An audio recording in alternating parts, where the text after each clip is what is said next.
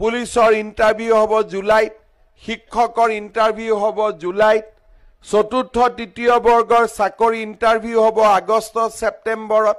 আজিৰ পৰা যেতিয়া 2.5 বছৰ আগতে অসমত ইলেকশ্যন হৈছিলে, তেতিয়া মই অসমৰ ৰাইজক কৈছিলোঁ যে যদি বিজেপি চৰকাৰ আহে আমি 1 লাখ ল'ৰা ছোৱালীক চৰকাৰী চাকৰি দিম।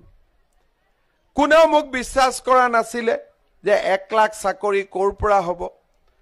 আজি আপোনালোকে দেখিলে যে চাওঁতে চাওঁতে আমি 1 লাখ চৰকাৰী চাকৰি দি শেষ কৰিলোঁ। এতিয়া আমি কি সিদ্ধান্ত লৈছোঁ যে 1 লাখ চাকৰি আগত দিলোঁ, এতিয়া আমি নতুনকৈ আৰু 50,000 চৰকাৰী চাকৰি দিম। আজিকালি চাকৰি বুলি ক'লে দালালো নাথাকে।